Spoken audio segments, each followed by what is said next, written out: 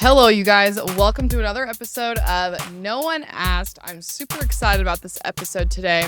We are going to be talking about the expansion of softball and just the progression of softball over the past 80 years to then talk about what softball athletes have going on for them today.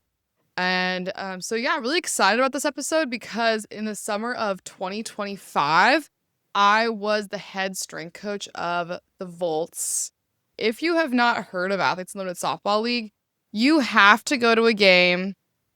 They just wrapped up their season, but they still have their All-Star Cup season going on. Super fun, entertaining, just such a talent that they have on the field. So definitely check it out. So that leads me into the history in the making segment. Athletes Unlimited Softball League just completed their second season. Something else that was exciting about this season is that they all had home states and they added 2 teams. So last year it was the Blaze, the Talons, the Bandits, and the Volts. And then this year for 2026, they added the Sparks and the Portland Cascades. Now, for me personally, there was a debate in my head of who I should be rooting for. You know, I live in Texas currently. I used to coach the Volts. However, I lived in the Pacific Northwest. I was born in the Pacific Northwest. I love the Pacific Northwest. A lot of the athletes that I built great connections with while I was a strength coach now play for the Cascade. And it's got me torn. It's really got me torn who to root for. But across the board on all 16s, such great talent and just an amazing season this year. The AUSL Championships this year was held at College Station, and it was between the Talons and the Bandits. And another super exciting thing is that this game was broadcasted nationally on ABC. In the first game, Utah defeated Chicago 2-1. In game 2, Utah won 6-1. Montana Founts pitched that whole game. You guys have to check her out on social media. She is such a sweetheart. And so for the second year in a row, the Talons were the AUSL championship. I do hope that someone wins that is not the Talons next year, only because they've already run twice. So I just like to see variety. There's a lot of talent on all those teams. So I would just love to see someone else win and take the championship. Okay. Something else that has really increased this league's visibility that has been amazing is that they got a partnership with MLB in 2025. So this has given this league so much sustainability. And guys, I have really been putting off filming this episode, but I'm glad that I did because something else really exciting happened yesterday. Athletes Unlimited Softball League announced that they are no longer... Okay, well, you know what?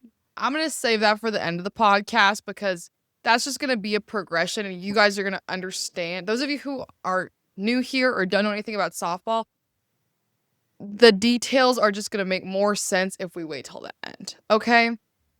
All right. Well, let's get into the birth of softball. Okay? First of all, the birth of softball, pretty interesting. It started at a Yale and Harvard football game. Now I know you guys are wondering, how'd this happen?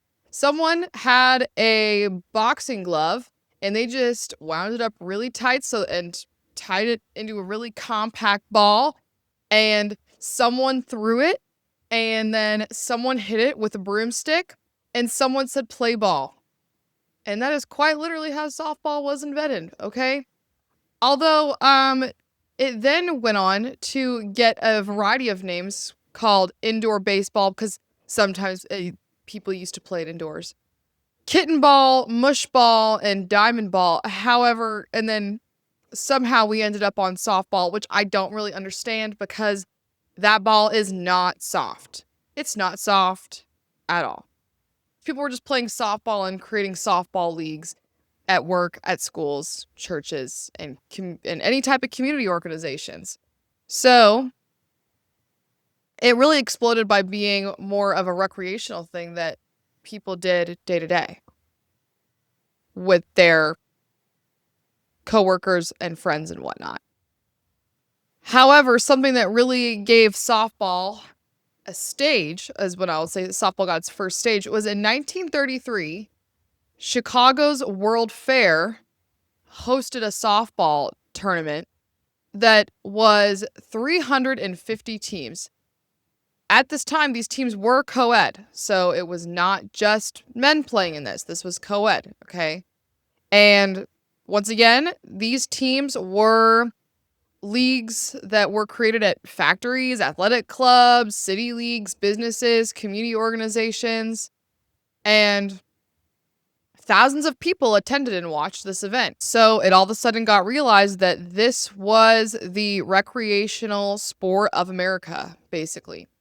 And the reason that it is thought that softball was the recreational sport is because it was super easy to play, and softball, the equipment was cheap for it. It was in the Great Depression, so everybody, whenever softball got popular, it was during the Great Depression, so people were kind of limited on supplies, and softball was something you didn't need a lot of things for, and you could just play with your friends. Okay, now we're gonna fast forward to 1992.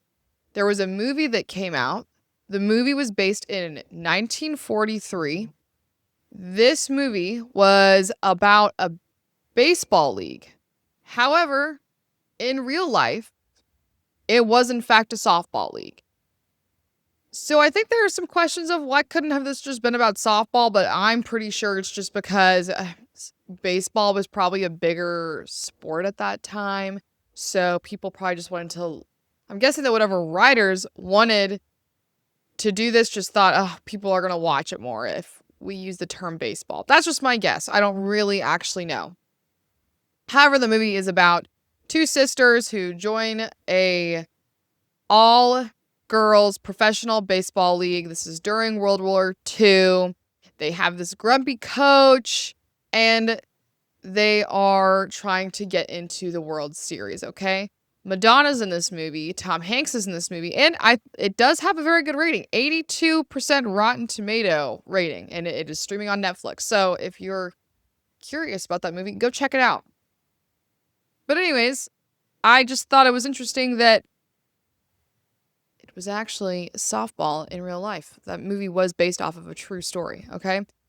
Okay, now before we deep dive into talking about softball expansion, I want to clarify for those of you who are not ball players, what are the differences between baseball and softball? So, main difference, a softball is 12 inches, okay? Baseball is 9 inches. Field size, softball bases are 60 feet apart. In baseball, bases are 90 feet apart.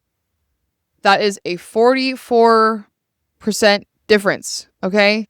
Pitching distance. Softball is 43 feet from between the pitcher and the hitter, okay? Baseball, 60 feet and 6 inches. We are precise here on this podcast. In softball, we pitch in a windmill motion, and in baseball, they do overhand or sidearm motion. In softball, runners cannot leave the bases until the pitcher releases the ball. In baseball, runners cannot take a lead and attempt to steal at almost any time. So, now there are also differences between like the gloves and the bats. Another important mentioning here, softball is 9 innings, softball is 7 innings, baseball is 9 innings, okay? This also leads to a shorter game for baseball. For softball, all right? With softball, you have to have quicker reaction when hitting the ball as a hitter, and that kind of opens up opportunity for more bunting, more slap hitting, and faster defensive plays. You really just have to it's more about speed and having quick reaction versus raw power. And in baseball, it's going to depend a little bit more on just having raw power, okay? So, Like many other sports, the real turnaround point was Title IX for women's softball. Thousands of college opportunities opened up. More universities invested into women's programs. Elite coaching improved. And as that elite coaching improves, obviously we're getting better players as well. I was looking as to where did softball fall in the investment compared to other women's sports that we're getting invested in. So they were number 4. Soccer was number 3. Outdoor field and track was number 2. And basketball was number 1. So softball is pretty up there in getting resources from university once Title IX happens. Okay. Then let's look into 1996. Softball debuted at the 1996 Atlanta Olympics. This is the first time softball is ever in the Olympics, okay? Guess who won? USA. USA won. Great guess. Okay. And they went on to win in 2000 and 2004. However, here is the issue. Now, wait, hold on. Let me list some good players here, okay? Lisa Fernandez. Let me tell you her position. She was a pitcher and a third baseman, known for being a two-way player to dominate at both. She went to the University of California in Los Angeles from 1990 to 1993. She earned her degree in psychology. She is a 3-time Olympic gold medalist, 1996, 2000, and 2004. 2-time NCAA national championship with UCLA in 1990 and 1992. 4-time first team All-American. 3-time Pac-10 Player of the Year. She was the first softball player to win the prestigious Honda Broderick Cup in 1993, awarded to the nation's top female collegiate athlete. Set an Olympic record with 25 strikeouts in a single game in the Sydney Olympics in 2000. Inducted into the USA Softball Hall of Fame and the U.S. Olympics and Paralympics Hall of Fame. So, she's a badass, obviously. I know quite a few softball players today. Definitely look up to Miss Lisa. Now we're going to talk about Dot Richardson, okay? Also a player in the Olympics. Her position was a shortstop. She went to college at Western Illinois University and transferred to the University of California, Los Angeles. She later earned an MD from the University of Louisville School of Medicine and became an orthopedic surgeon.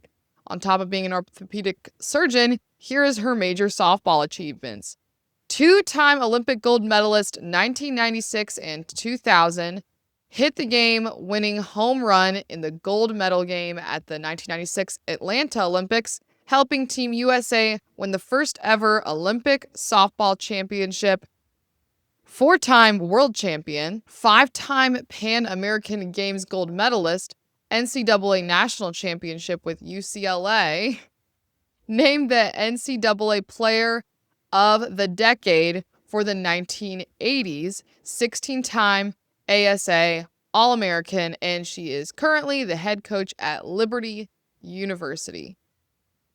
Jenny Finch, she was a pitcher, and she also played first base in college. She went to the University of Arizona, where she graduated from in 2002.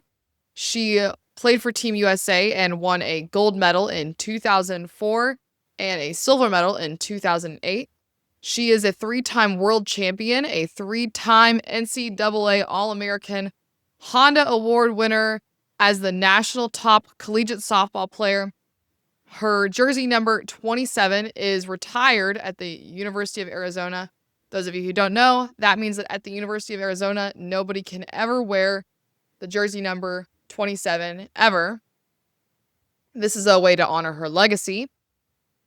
She starred professionally in the National Pro Fast Pitch League, and she famously struck out Major Baseball League players during exhibition events to help showcase how difficult elite fast pitch softball really is. So in 2005, something happened that really sucked for softball.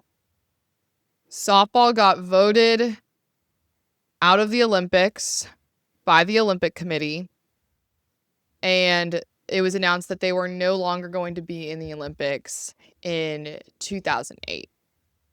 The reason that this was thought to have happened is that there just wasn't enough talent nationally. I mean, USA won 3 gold medals in a row, and the top contenders that were usually for competing were United States, Japan, Australia, China, and Chinese Taipei. So the fact that there was limited talent became a concern. They needed 53 votes from the Olympic Committee, and they got 52. So that really sucks. They got voted out just by 1 vote. But the thing was, there was still a lot of softball talent, and so really that left, but there still was very limited spaces for softball athletes to continue pursuing their career. Okay, so rewinding here, 1976, the International Women's Professional Softball Association became the first national professional women's softball league. This league was co-founded by softball legend Joanne Joyce, tennis icon Billie Jean King, Janie Blaylock, and Jim Jorgensen, and sports entrepreneur Dennis Murphy. Hello, everyone. My audio cut out less than halfway through the podcast, so I'm here on a different day, re-recording, representing a different Athletes Unlimited shirt. Really sucks this happened. I have no idea why it happened, but here we go. Anyways, where did we leave off? The IWSA had 10 teams with an 120 game season in 1976, the first season that they launched. That's a pretty ambitious game schedule for a brand new league. So its first official game happened May 28th, 1976.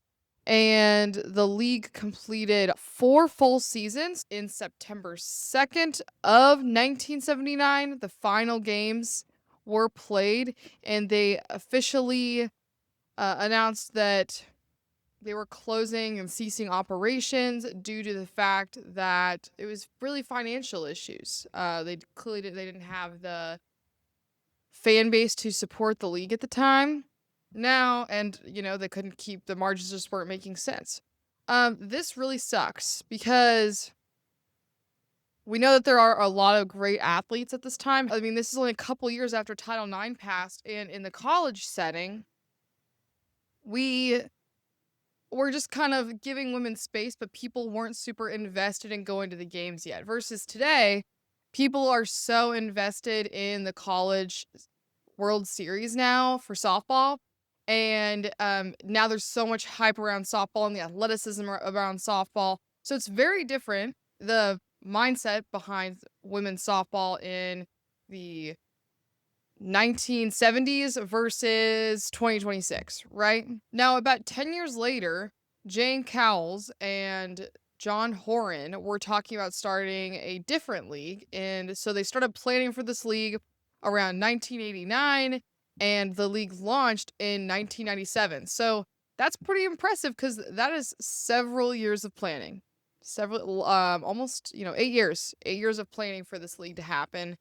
Some players that played in this league were Jenny Finch, Kat Osterman, Monica Abbott, and Natasha Watley. These are definitely some softball athletes that I hear today's softball athletes really admiring and looking up to. So, this league was called the National Pro Fast Pitch. It had a couple names before it landed on that one. At first, the league began as Women's Pro Fast Pitch. Then they changed their name to Women's Pro Softball League. And then they went to National Pro Fast Pitch. And they officially stuck with that name in 2003. Basically, during those years of 2004 to 2019, this became the softball's main stage of how women could play and keep playing professionally. And they played their last game in 2019. In 2020, the league was canceled due to COVID. And then the 2021 season was also canceled due to COVID. But then August 1st of 2021, this league announced that they were suspending operations indefinitely. Obviously, this is just really unfortunate. They just weren't able to stay afloat during COVID, and I guess the league probably hadn't developed something that was super sustainable yet. I mean, a lot of these softball athletes still during this have other jobs outside of this. They're probably not getting paid a ton of money to play in this league, depending on which player they are. That also shows like clearly this league could have had better marketing strategies and better partnership strategies and whatnot. Because as we see with like the WNBA, they opened up around the same time as this league, but they had the backing of the NBA. And that was a huge thing that made them sustainable in those early years. And then the NBA backed off, right? And the WNBA took more ownership. So also to give you a little bit of a background of what the players were making in the National Pro Fast Pitch League, if you were a rookie, you were making around $3,000 to $5,000. An average player was making about $5,000 to $8,000 a season. And then an established veteran who'd been there for established veteran, meaning you've been there several years, was making $8,000 to $15,000. And then if you were a top star Olympian, like Team USA player, you were making around $15K to $20K. So not too soon after, I mean, really during that league had announced that it was ceasing operations, there was a new softball league opening. However, this league wasn't just a softball league, okay? So Athletes Unlimited was founded in 2020 by John Partikoff and Jonathan Source, and their goal was to really put the athletes at the center. This is a fully women's pro league, okay? So they had softball, they had basketball, and they had volleyball. And they used to have lacrosse, however, they stopped doing lacrosse in 2024. So they were pretty smart with how they started their operations because they started by really keeping every single sport happened in one city. The season was pretty short. It wasn't like a super ambitious season.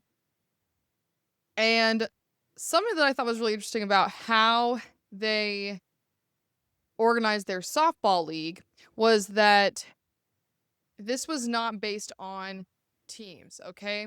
Whenever Athletes Unlimited just had their All-Star Cup season, you were rooting for individual players, okay? As an individual player, you could earn points. The more points that you had, you became a team captain. And as a team captain, you got to vote who would be on your roster. So every single week, there was entirely different teams, okay? This format of having all your players staying in one spot and sticking to this structure without being completely spread out, trying to stay in operations in several cities, made this much more manageable from a cost side, which can also be helpful as you're waiting to build up an audience and build up morale around the pro sport. So during 2020 and 2023, Athletes Unlimited is building more and more of a fan base on the softball side. These events are televised on ESPN. And after the Athletes Unlimited season, they added an even shorter season at the end called the AUX season to create more playing opportunities for the softball athletes. This really grew the fans to really want to have a team to root for, want to have a city to identify with, and really find teams to identify with for different reasons. And in 2024, they announced that this was going to happen in 2025. So in 2025, they had announced that Athletes Unlimited was going to grow the softball side. It was no longer just going to be softball under the Athletes Unlimited umbrella. It was going to be officially called AUSL, Athletes Unlimited Softball League. And this started with 4 teams. There was no named home cities yet. but the 4 teams were the Volts, the Talons, the Bandits, and the Blaze. These games were also broadcasted on ESPN, and softball legends Jessica Mendoza, Kat Osterman, and Natasha Watley really helped advise this league significantly. And another thing that was huge about this is that we had Kim Ang come work for the AUSL. Kim Ang was a former MLB executive. She worked for the MLB for 20 years, and she was the first female general manager in MLB history. So having her come to Athletes Unlimited also really helped establish the sustainability of the league, because little foreshadowing here, MLB then supports and backs Athletes Unlimited Softball League. So in 2025, the season ended with the Talons defeating the Bandits in the first ever AUSL championship. There was 48 games that took place in 10 cities. So after this, the league is continuing to grow. I mean, this was like a record-breaking season and whatnot.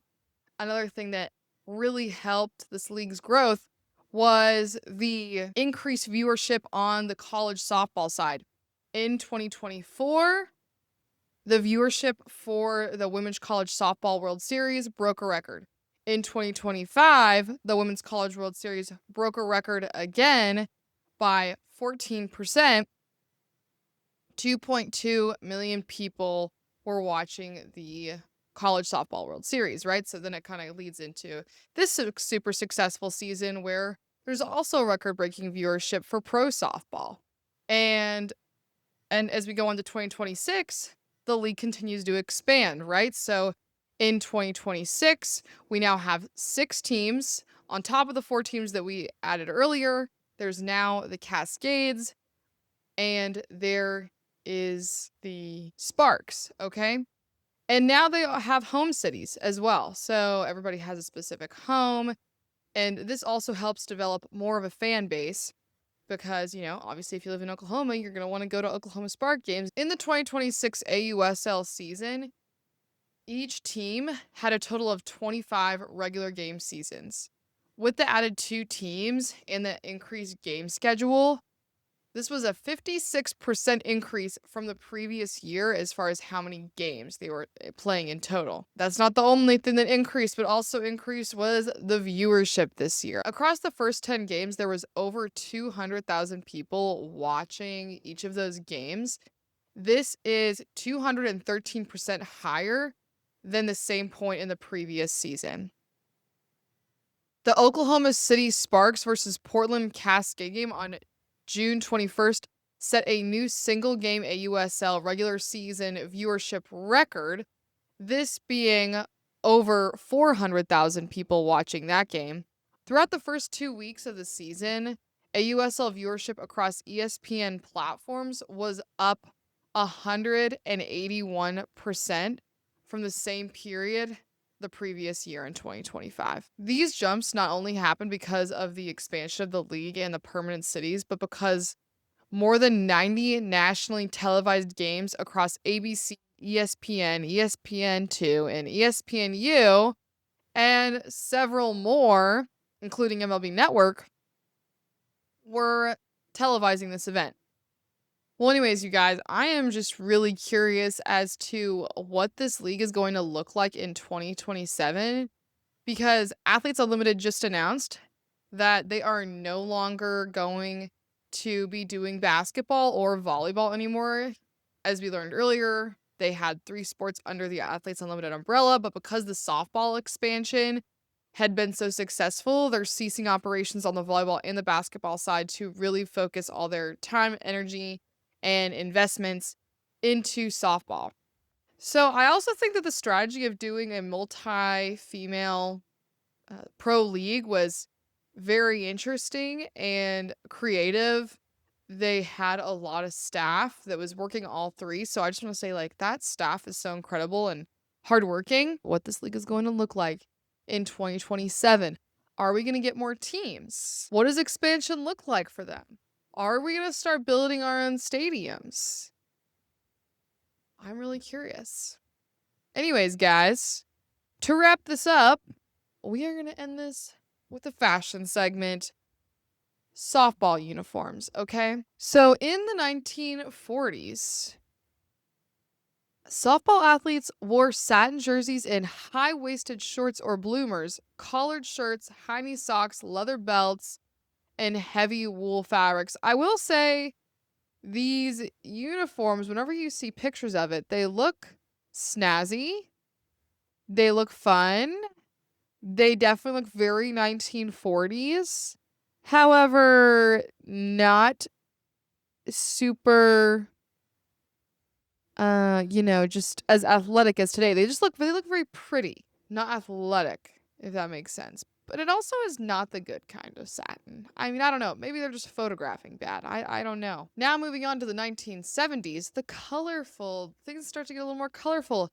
This is whenever teams are getting associated with bright yellow. Well, at this point, we're about to have Title IX. We better have some colors to differentiate from one team to the other team. But anyways, bright yellow, oranges, reds. These are looking more official and really similar to baseball uniforms. They have that button-up baseball jersey style with the polyester fabric. However, they are in shorts. And then jumping to the 2000s and 2010, we have some good pictures from the Fast Pitch League. They have moisture wicking jerseys. These are looking much more snazzy. Softball pants became a standard, thank God, for sliding in the dirt in the 2000s, okay? And compression sleeves and visors just became popular. I mean, this all makes sense to me. This helps you play softball better. And in 2025 and 2026, this is probably the best that these outfits have ever looked.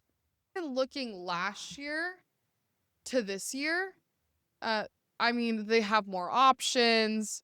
They've always been pretty modern. I would say the biggest difference from last year to this year is that they just have like some fun new color palettes, and it should be that way because it really gets the fans excited to see like different jerseys, and people are always wanting to buy the newest jersey, Thank you guys so much for listening. No One Asked. This episode has been a little bit of a challenge to get out. I apologize. It's coming out late. I plan on dropping one episode a week. Hold me to that. Have a good rest of your day. Thank you for listening. Let me know if you have any suggestions. Subscribe, follow. Love you guys. Bye.